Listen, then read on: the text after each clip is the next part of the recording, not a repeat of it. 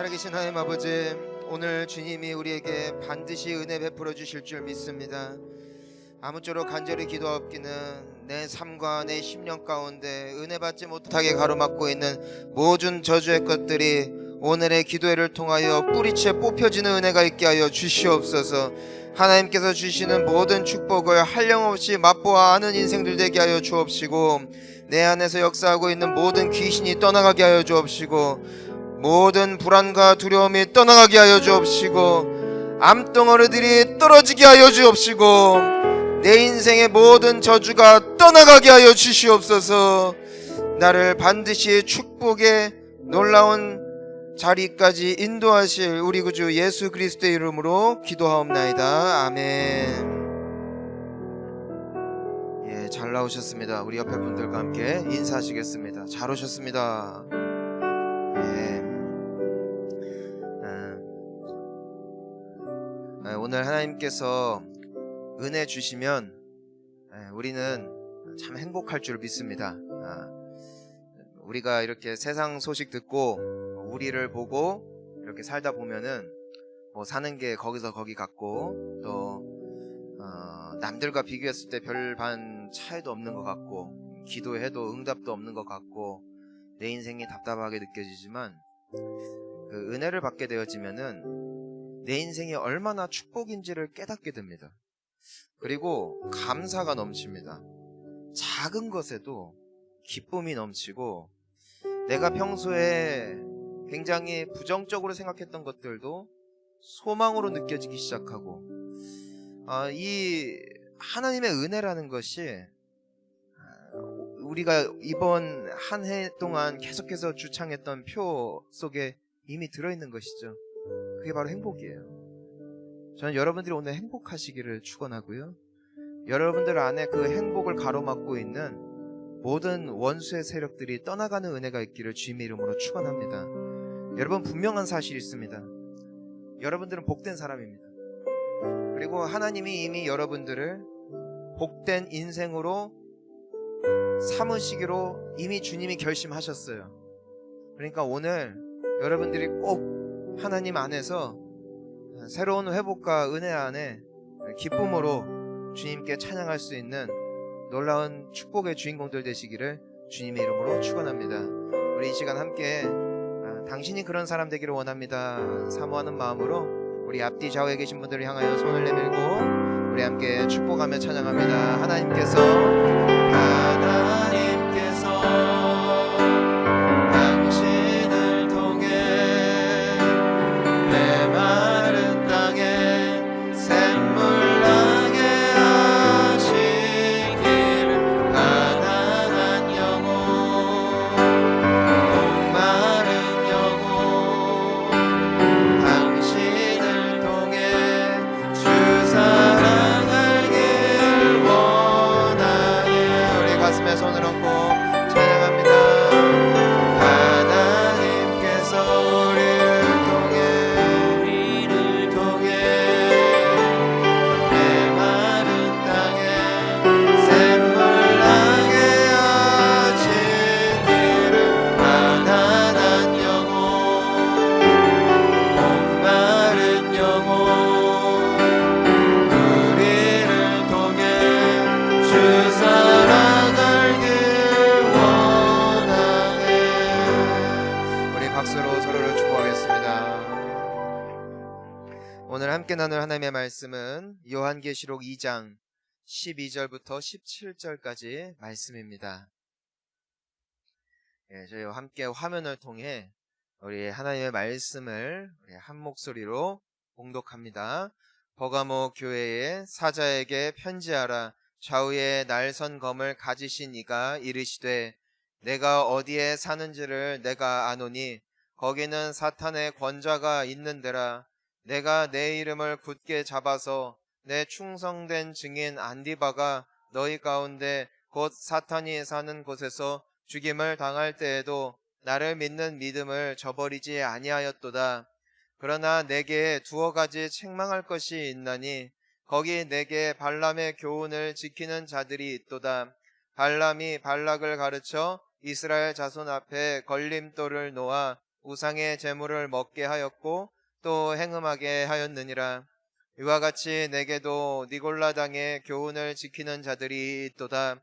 그러므로 회개하라. 그리하지 아니하면 내가 내게 속히 가서 내 입의 검으로 그들과 싸우리라. 귀 있는 자는 성령이 교회들에게 하시는 말씀을 들을지어다. 여기는 그에게는 그가 감추었던 만나를 주고 또 흰 돌을 줄 터인데 그 돌 위에 새 이름을 기록한 것이 있나니 받는 자 밖에는 그 이름을 알 사람이 없느니라. 아멘. 우리가 신앙생활하고 예배를 드리고 기도를 하고 찬양을 하기 전에 우리가 가장 먼저 우리에게 필요한 것이 무엇인가? 그건 내가 은혜 받을 통로에 끼어 있는 모든 찌꺼기를 제거하는 겁니다. 여러분 혹시 집안에 정수기 사용하십니까? 예, 정수기를 한번 처음에 살 때는 굉장히 이 정수된 물이 나와서 우리가 깨끗한 물을 마실 수가 있는데, 아무리 깨끗한 물로 정수가 된다 할지라도 한 달이 지나고 두 달이 지나고 세 달이 지나고 6개월이 지나면 나중에 그 속을 열어보면은 굉장히 더러운 것들이 많이 끼어 있습니다. 이끼도 끼어 있고, 저는 한 번은 초록색 이물질이 끼어 있는 것도 본 적이 있어요. 옛날에. 그런데 저는 그냥 마셨어요. 물맛이 참 좋았거든요. 그런데 그 내부를 보자마자 갖다 버린 적이 있습니다. 왜냐면은 아무리 정수가 된다 할지라도 그 필터가, 그 관이 오염되었고 녹슬었기 때문에 아무리 내가 깨끗할 것이다 라고 마셨다 할지라도 그 물은 나를 살리는 물이 아니라 죽이는 물이 되었다는 것이죠. 하나님은 오늘도 우리에게 은혜를 베풀어 주십니다. 하나님은 오늘도 은혜의 단비를 우리의 심령 가운데 내려주시는 것이에요. 하지만 그것을 받고 있는 나의 영혼의 상태가, 즉 하나님의 은혜를 받고 있는 나의 삶이라는 이 통로가 어느샌가 나도 모르게 녹슬어 있고 이끼가 껴 있고 깨끗하게 정비가 되어져 있지 않다면은 나는 하나님의 은혜를 받았다고 생각했는데 나의 영혼은 점점점 죽어가는 것이. 나는 분명히 기도를 했어요. 나는 분명히 찬양도 해요. 그때는 너무 좋은 거예요.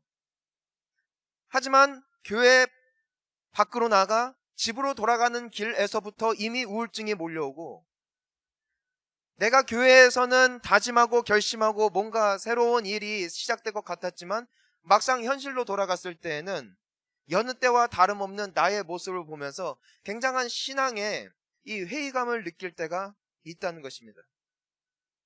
이것이 과연 신앙이란, 결국 종교란 인간의 어떤 이 영혼의 아편인가, 이 마약인가 라는 말을 다시 한번 상기시켜주는 그런 순간이 될 때가 우리 모두에게 있다는 것이죠. 하지만 그것이 과연 무슨 의미인가?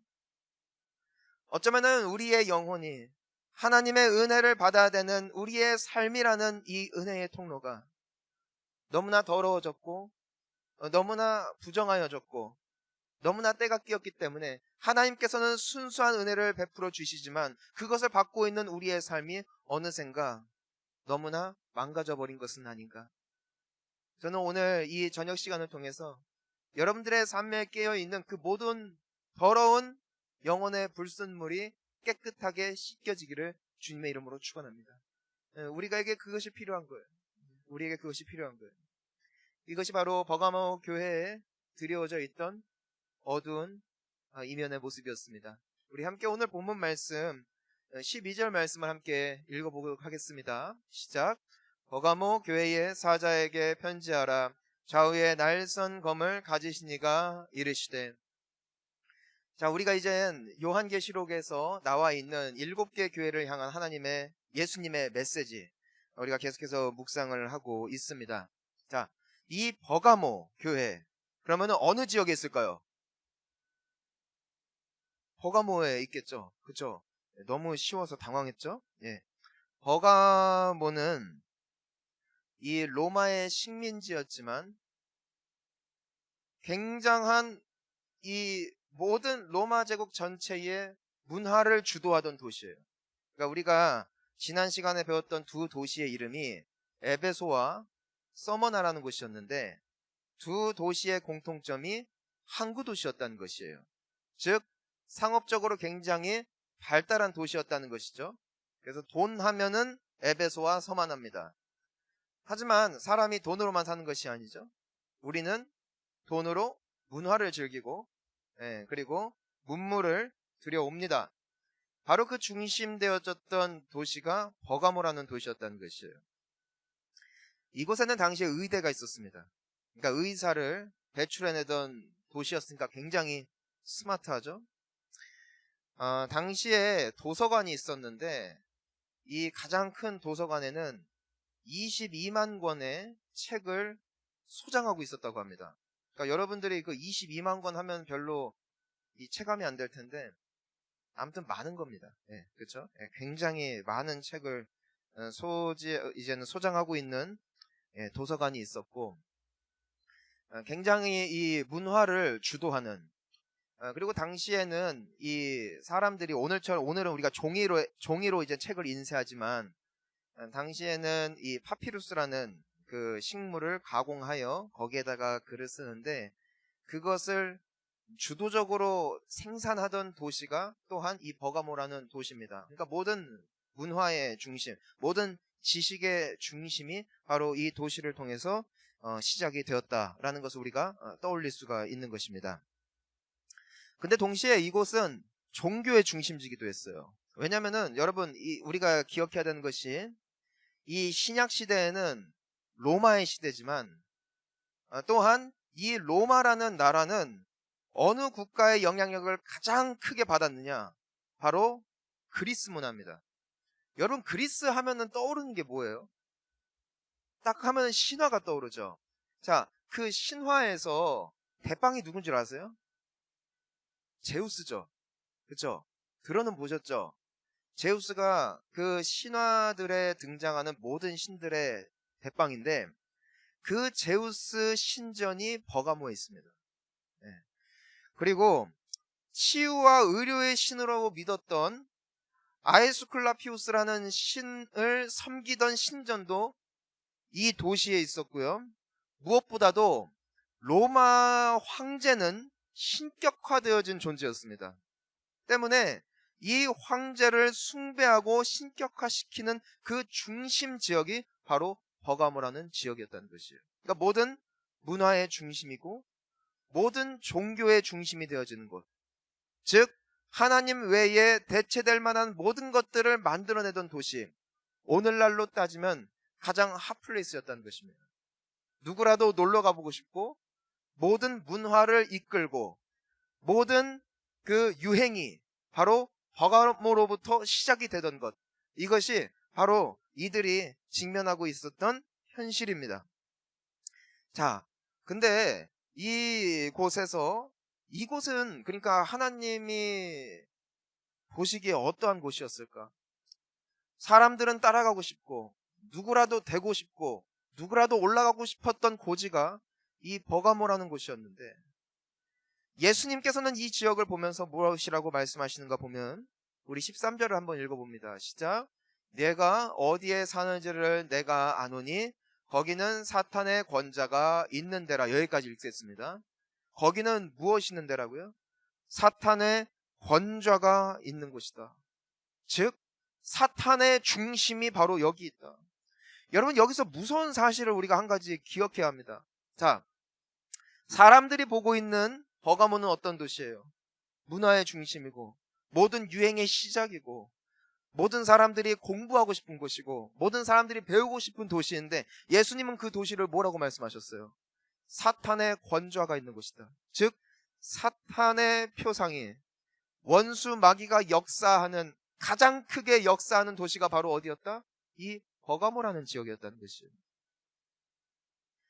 왜 예수님께서는 이와 같이 누구라도 흠모할 만한 지역을 이와 같이 평가를 하셨을까? 우리가 구약에 보면은 비슷한 도시들이 등장을 합니다. 바로 소돔과 고모라. 여러분 기억하십니까? 그곳은 어떤 도시들이었나요?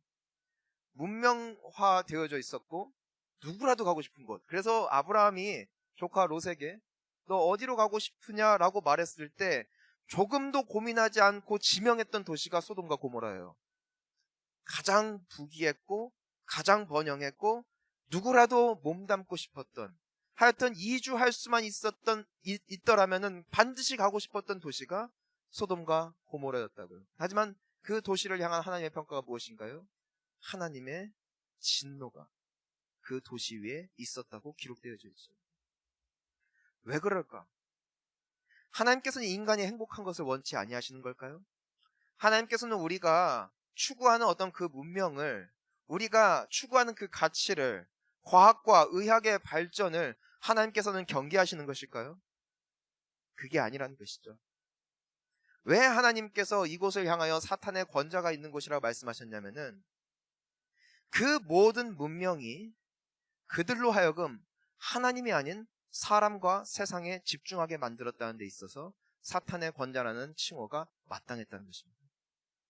우리가 누리는 것, 우리가 즐기는 것, 저는 여러분들이 여행을 다니시기를 원하고, 저는 여러분들이 적당한 취미생활을 갖기를 원하고, 공부도 열심히 하기를 원하고, 또 학생들은 좋은 대학교 가고 좋은 직장을 얻고 좋은 분과 만나서 결혼하기를, 이것은 하나님도 바라시는 바이고 이것은 저주가 아니라 축복이라는 것이죠. 하지만 이들이 이와 같은 모든 문명의 혜택을 누렸음에도 불구하고 그들이 바라봤던 대상이 어디에 있었다는 것입니까?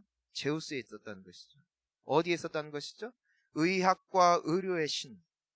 그리고 이 모든 것들을 그들에게 베풀어 준 것만 같았던 권위 위의 권위, 바로 로마 황제를 숭배하는 곳으로 그들의 시선과 초점이 맞춰짐으로 말미암아 이 축복이 어디로부터 기인했다고 그들이 믿기 시작했다는 것입니까? 바로 그와 같은 이방신들 혹은 로마 황제, 이 도시 자체가 우리에게 이러한 혜택을 주었다라고 스스로가 각인되어지게 됨으로써 이들이 하나님을 보지 못하게 되었다는 것이죠. 이것이 소돔과 고모라에게 나타나는 동일한 특징입니다. 너무나 비옥하고 풍요로운 땅이기 때문에 그들이 하나님을 잊었다는 것이죠. 처음에는 하나님을 믿고 그 땅에 들어갔던 롯도 나중에 그의 모습을 보면은, 딸들의 모습을 보면은 하나님이라는 존재에 대해서 기억은 하고 있지만 더 이상 그분이 두려운 존재가 아닌 그냥 저 멀리 있는 존재로 어느샌가 각인되기 시작했다는 것이에요. 왜? 그 문명에 적응됐다는 거예요. 사랑하는 성도님 여러분, 우리는 지금 버가모에 살고 있는지도 모르겠어요. 왜냐면은 오늘날 우리가 코로나에 대해서 이 모든 질병이 떠나가기를 원하지만 실질적으로 우리는 누구를 바라보고 있나요? 그것을 연구하고 있는 의료진들을 향하여 우리의 모든 시야가 집중되어져 있고, 우리는 누구를 향하여 분노하고 있나요? 방역 대책을 제대로 세우지 못할 때에 정부를 향하여 분노를 하고 있죠. 그리고 이 모든 것들이 잘 될 때 그들을 칭송하기도 하고요. 여러분, 정말 몸이 아플 때 우리는 물론 의사가 필요하지만 하나님과 의사를 놓고 봤을 때 우리는 누구를 더 찾고 있나요? 당연히 훨씬 실력 좋은 의사를 찾아가요. 이 모든 것들은 축복이라고요. 하나님께서 그와 같은 사람들을 통하여서 우리에게 베푸신 은총이라고요. 하지만 무서운 것은 이 세상이 우리에게 끊임없이 던져주는 메시지는 너가 그 존재가 될 수 있다라는 메시지이고, 우리는 실제로 하나님의 자리를 대체하기 위하여 끊임없이 분투 노력하고 있는 세상 가운데 찌들어버렸는지도 모르겠어요. 여러분, 여기서 나타나고 있는 결정적인 특징이 뭐냐면은 나의 축복을, 내가 하나님으로부터 받을 수 있는 축복을 내가 열심히 기도하고 열심히 예배드리고 열심히 봉사해서 쟁취할 수 있을 것이라고 믿고 있는 믿음이 만약에 내 안에 있다면은 나는 버가모의 문화에 물들어 있는 거예요. 왜냐하면 하나님은 나의 행위에 따라 은혜 베푸시는 분이 아니라 은혜 자체가 내가 받을 만한 자격이 없음에도 주어진 것이기 때문이에요. 내가 기도했기 때문에 나에게 은총을 베푸신 것이 아니라 내가 최선을 다해서 봉사를 했기 때문에 하나님께서 나의 삶 가운데 더 베풀어 주신 것이 아니라 이미 나를 사랑하사 나를 위하여 아낌없이 내어주신 이가 여호와 하나님이신 줄 믿습니다. 근데 어느샌가 내가 나의 열심에 하나님의 은혜를 조율하기 시작했다는 것이죠. 이것이 버가모 문화예요. 저는 여러분들이 세뇌되어져 있는, 나도 모르게 물들어 있는 이 세상의 가치로부터 해방되어질 수 있기를 주님의 이름으로 축원하는 것입니다. 왜냐하면 그것이 사탄의 권좌이기 때문에. 그 자체가 저주라는 것이 아니라 그 모든 것들이, 나에게 주어진 모든 것들이 나로 하여금 그것들을 의지하게 하고 하나님을 멀리하게 만든다면 그것 속에는 누가 있다? 사탄입니다. 우리가 이것을 기억해야 한다는 것이죠. 하지만 이 버가모 교회 성도들의 복된 모습이 있습니다. 우리 계속 읽어보면은, 함께 읽어봅니다. 내가 내 이름을 굳게 잡아서 내 충성된 증인 안디바가 너희 가운데 곧 사탄의 죽임을 당할 때에도 나를 믿는 믿음을 저버리지 아니하였도다. 자, 보면은 이와 같은 문화 속에 있으면서도 이들이 여러분들처럼 계속해서 신앙을 지켰다는 거예요. 계속해서 예배를 드렸다는 거예요. 코로나 때문에 실제로 교회를 떠난 분들이 많이 계시죠. 하지만 그럼에도 끝까지 예배를 지키고 그 믿음을 저버리지 않았던 분들이 바로 이 버가모 교회 성도님들이셨다는 것이고, 그것을 예수님께서 기억하셨다는 것입니다. 당시에는 어떠한 일도 있었냐면은, 그 안디바라고 하는 이 버가모 교회의 그 감독 되시는 분이 황제를 숭배하지 않는다는 이유로 처형을 당하는 사건이 있었습니다. 하지만 이와 같은 교회에 어려움이 있었음에도 불구하고 이들이 계속해서 그 신앙을 붙잡았다는 것이고, 이것을 예수님께서 알고 계시다는 것이에요. 여러분, 여러분들이 이 코로나 시대에, 그리고 이 시간에 주님 앞에 나와 예배하는 이 모든 모습을 우리 주님은 알고 계십니다. 그리고 여러분들이 주님을 만나게 될 그날 여러분들을 칭찬하실 줄 믿습니다. 그러니까 끝까지 가야 돼요. 끝까지 승리하시기를 주님의 이름으로 축원합니다. 하지만 이들에게서 나타나는 이 문제는 여기에 있는 게 아니에요. 여기까지 너무 좋아요. 많은 사람들이 세상을 바라보고 사람을 바라보고 문화를 바라보고 있는 시대에 하나님을 예배하는 이 귀한 신앙을 이들이 지켰지만, 이들에게서 나타나는 결정적인 실수, 우리 함께 14절과 15절을 한번 읽어보겠습니다. 시작. 그러나 내게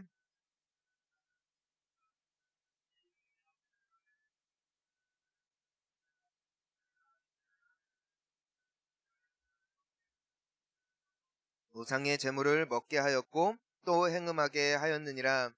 이와 같이 내게도 니골라당의 교훈을 지키는 자들이 있도다. 자, 우리가 14절 말씀을 보면은 그럼에도 예수님께서 책망할 것이 있다 말씀하십니다.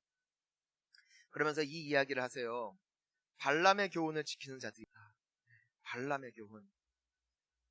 발람이 발락을 가르쳐 이스라엘 자손 중에 걸림돌을 놓아 우상의 제물을 먹게 하고 또 행음하게 하였다. 이것이 구약에 나오는 한 이야기인데, 이스라엘 백성들이 아직 광야에서 대회하고 있을 때 이 아람 왕이었던 발락이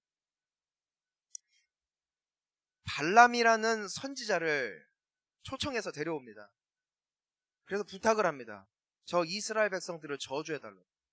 왜냐면은 아무도 못 이기니까, 너는 그래도 하나님을 믿는 사람이니까 하나님의 이름으로 저들을 저주하면 우리가 싸워 이길 수 있을 것 같다 라고 이 발락이라는 아람이라는 나라의 왕이 발람이라는 이 선지자에게 부탁을 한 거예요. 우리가 잘 알고 있다시피 그 말하는 당나귀 그 이야기 아실 겁니다. 그 노새가 입을 벌려서 말하는 그 이야기가 여기에 나오는 이야기인 것인데, 이 발람이 그것을 통하여 하나님의 그 뜻을 알고 가서 오히려 이스라엘 백성들을 축복하는 사건이 나옵니다. 자, 여기까지 보면은 참 발람이라는 선지자가 옳은 처사를 한 거예요. 근데 나중에 보면은 이 발람이라는 선지자가 발락 왕이 끊임없이 제시하는 명예와 권세와 여러 재물들을 통하여 이 사람의 마음이 조금 변질이 된 것 같습니다. 그래서 원래 하나님을 믿는 선지자로서 이스라엘을 축복했던 그 선지자가 하나님의 이름으로 이스라엘 백성들 가운데 가서 어떤 것들을 가르치기 시작하냐면은 이방 문화를 가르쳐 주기 시작합니다. 그러니까 하나님을 믿지 말라는 말을 하는 것이 아니라 하나님도 믿고 하나님의 백성인 것은 변치 않지만 너희들도 너무 빡빡하게 살지 말고 요즘 최신 유행을 좀 너희들도 알 필요가 있다 하고 가르쳤다는 것이에요. 최신 트렌드가 당시에 뭐였는 줄 아세요? 우상의 재물을 먹는 거였고, 왜냐면은 우상한테 드려지는 이 음식들이 굉장히 뻑적지근했나 봐요. 그리고 당시에 그것이 나름대로 돌아가는 유행이 있었나 보죠. 그러니까 그것들을 이스라엘 백성들에게 먹으라고 권하면서 야, 음식이야, 괜찮아 괜찮아 그냥 먹어도 돼, 이렇게 그들을 유혹했고, 또 그들 가운데 그 이방신들, 이방 나라들 가운데 유행했던 것이 무엇이었습니까? 행음하는 것이었죠. 자, 오늘날 간통죄가 없죠? 그러니까 여러분들이 결혼하고 나서 딴 남자나 여자 만나도 여러분들 감옥 안 가요. 할렐루야! 감옥 안 가요. 그때나 오늘이나 비슷한 것 같아요. 그러니까 그런 문화를 이스라엘 백성들에게 소개해줬고 알려줬고, 하나님 잘 믿으라고. 하지만 이런 것도 좀 누릴 줄 알아야지. 그쵸? 인생 짧은데 놀아야지. 그쵸? 아니 아직 기운도 펄펄한데 열심히 즐겨야지. 이와 같은 메시지들이 이스라엘 백성들에게 퍼짐으로 이것이 유행처럼 퍼져갑니다. 지금 예수님께서 무슨 말씀을 하시는 거냐면은, 너희들은 나를 믿었고 나를 예배했지만 너희는 세상과 타협했다는 거예요. 너희들은 나의 이름을 불렀고 나를 사랑한다 고백했지만 너희들은 세상도 사랑했다는 거예요. 하나님이 우리에게 빡빡한 삶을 살라는 말씀은 아니죠. 하지만 거룩을 버렸다는 것이에요. 무엇을 위하여? 세상으로부터 외면당하지 않기 위하여. 이 세상에 우리가 하고 있는 얼마나 많은 타협이 있는지를 우리가 돌이켜봐야 된다는 것이에요. 그래서 이 교회의 성도들도 동일하게 하나님을 믿었고 하나님을 예배했고 끝까지 믿음을 지켰지만, 다른 한켠의 그들의 삶에는 세상의 그러한 문화를 답습하여 동일하게 행하고 있는 수많은 사람들이 그 교회 가운데 있었다는 것이고, 이것을 예수님이 책망하셨다는 것입니다.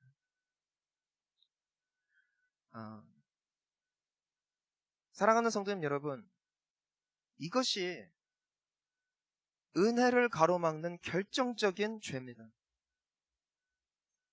이 버가모 교회의 성도들은 어느샌가 그들의 삶에 기쁨이 없어지기 시작했고 그들의 삶에 은혜가 떨어지기 시작했어요. 즉 예배를 드리고 기도도 하지만 이상하게 옛날 같은 그 불이 안 타오르는 거예요. 옛날 같은 기쁨이 없는 거예요. 왜?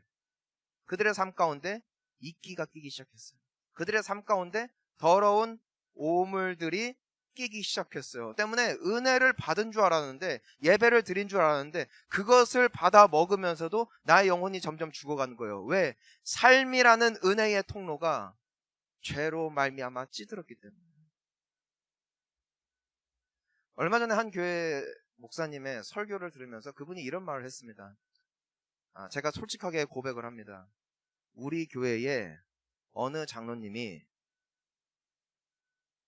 함께 온 저 여자가 아내가 아닙니다. 그래서 교회가 한번 발칵 뒤집힌 적이 있어요. 서울의 어떤 교회가. 그것을 어떻게 하게 됐냐면은 어느 성도가 이 목사님한테 이메일을 쓴 거예요. 너무 속이 상해서. 왜냐면 큰 교회니까 예배 실황을 중계를 하잖아요. 그러면서 이제는 예배를 드리는 어느 회중을 찍었나 보죠? 근데 자기 남편이 불륜녀랑 할렐루야 찬양하세 이걸 본 거야. 그래서 속이 뒤집혀져서 목사님한테 이메일을 쓴 거예요. 그 교회에 아마 몇 달 전에 모모모 장로님이 갔을 겁니다. 집 나간 제 남편입니다. 그래서 이 목사님이 그냥 까발린 거예요. 까발린.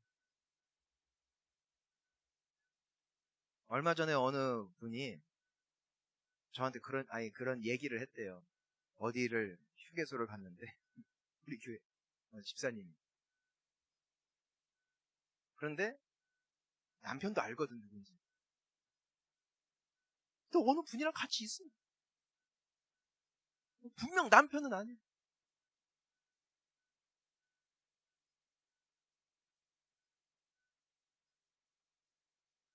얼마 전에 청년 예배 설교를 했어요. 차트를 보여줬습니다.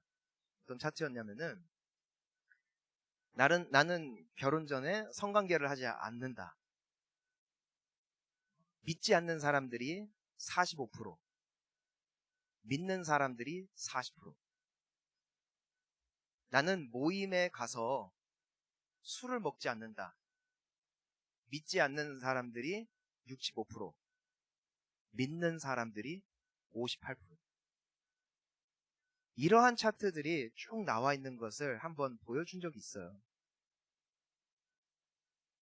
이게 무슨 뜻일까요? 이게 무슨 뜻이냐고요.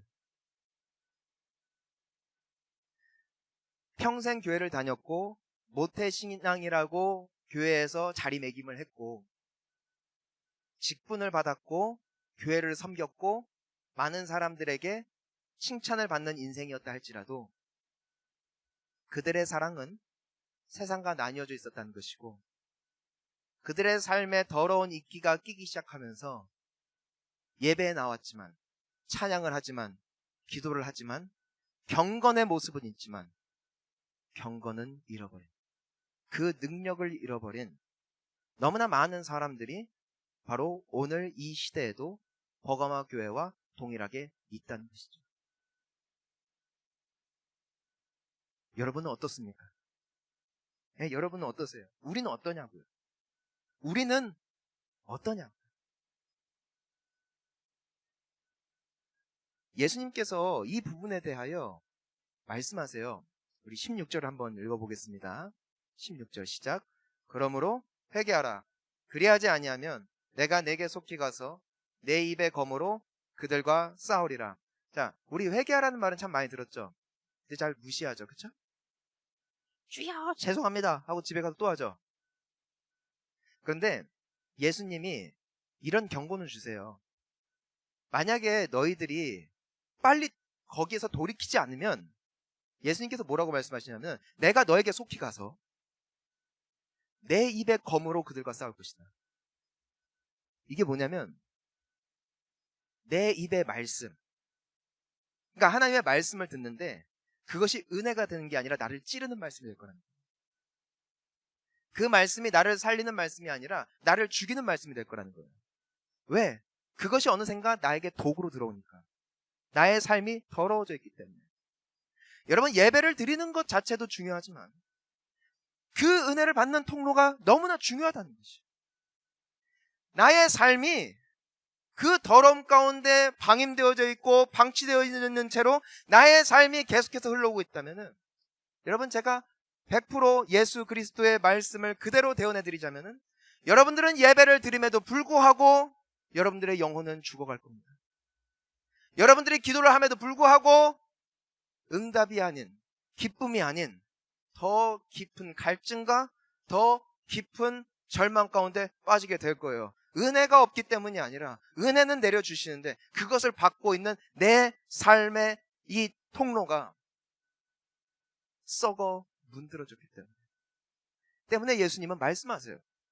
회개하라. 그러지 않으면 내 입의 검이 너희들과 싸운다. 말씀이 오히려 너희를 죽일 것이다. 너희들의 예배 행위가 오히려 너희들의 영혼을 망칠 것이다. 너희들에게 기쁨이 없을 것이고 행복도 없을 것이다. 여러분, 이것이 우리에게 필요한 회개라고. 내가 얼마나 더 열심히 예배를 하느냐 보다도 나에게 정말 중요한 것은 회개라고요. 요한일서를 보면은 하나님을 사랑하면서 죄를 사랑할 수 없다고 합니다.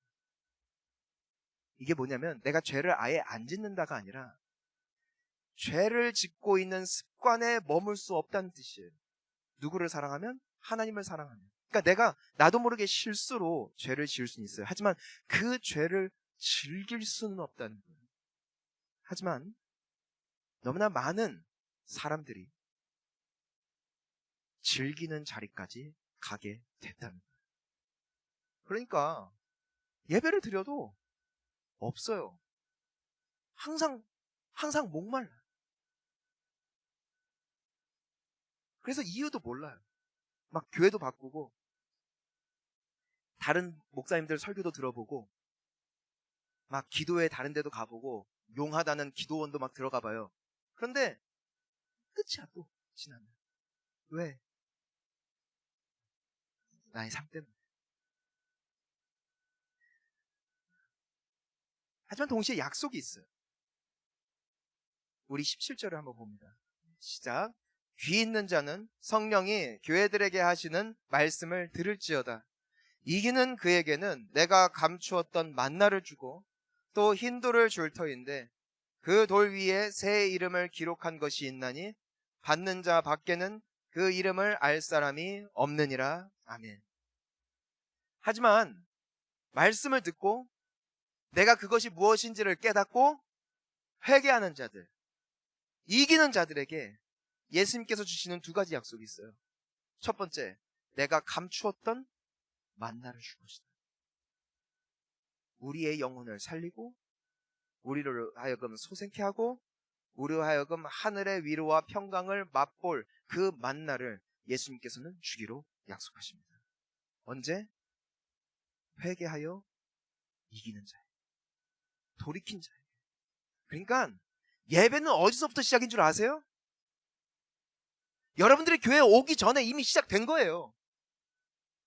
내가 삶에서 회개함으로 하나님 바라보고 내가 은혜 받을 준비를 해놓고 올 때 나는 예배 중에 임재하시는 주님의 풍성하신 축복을 맛보아 알게 될 줄 믿습니다. 하지만 내 삶에서 이미 실패하고 내가 하루 종일 죄 지었어도 기도하고 끝내야지 라는 마음으로 오기 시작한다면 나는 그 생명의 만나를 맛보아 알지 못하는 예배로 끊임없이 나아가게 될 것입니다.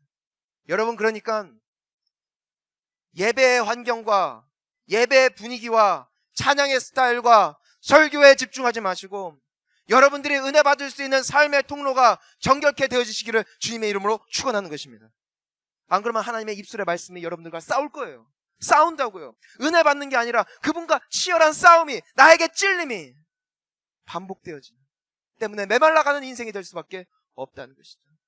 전 여러분들이 은혜 받는 인생들 되시기를 주님의 이름으로 축원하는 것입니다. 두 번째가 있어요.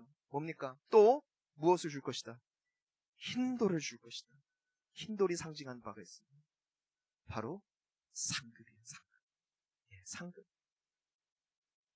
보면은 그 돌 위에 새 이름을 기록한 것이 있나니 받는 자 밖에는 그 이름을 알 사람이 없다. 하나님께서 각 사람에게 주기로 하신 흰돌들이 있다는 거예요. 그 위에는 나의 이름이 써 있어요. 그러니까 나에게만 주어진 축복이에요. 나에게만 예비되어진 축복이에요. 근데 이것을 받는 자 외에는 알 자가 없다. 그러니까 간증만 들어서는 무슨 말인지 몰라요. 왜? 못 알아들어요.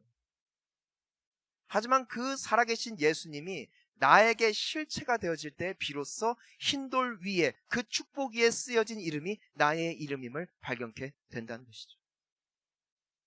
전 여러분들이 복받기를 축원합니다.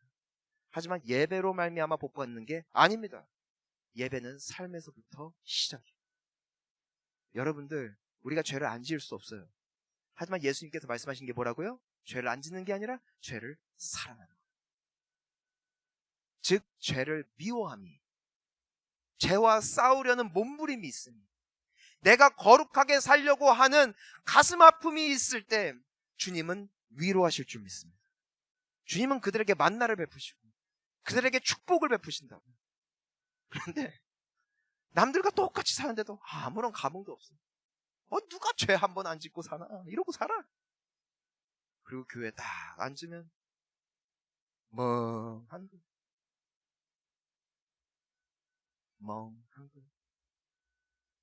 제가 이 말씀 왜 드릴까요? 우리 그렇게 안 되기를 간절히 소망합니다. 아깝잖아요. 아깝잖아요. 예배에 나와서도 그냥 그렇게 있다가 가는 거 너무 아깝잖아요. 그리고 예수님이 책망하신다잖아요. 우리와 싸우신다잖아요. 여러분, 이제 장난질은 끝났습니다. 장난질을 끝낼 때가 왔습니다. 왜냐면은 예수님이 이미 약속하셨습니다. 귀 있는 자는 들을지어다. 귀 있는 자는 들을지어다. 반드시 회개하는 자들에게 은혜 베푸실 줄 믿습니다. 저는 여러분들의 삶이 회복될 줄 믿습니다. 그러니 예수님을 믿으세요. 죄를 미워하세요. 적어도 즐기지는 마세요. 주님 앞에 가슴 치며 아파하세요. 그리고 주님 앞에 나와보세요. 주님이 하늘문을 여실 줄 믿습니다. 자, 진짜 예배는 지금이 아니에요. 언제다? 예배 끝나고 나서부터. 여러분들의 한 주가 주님 안에 복된 한 주 되시기를 주님의 이름으로 축원합니다. 함께 기도하시겠습니다.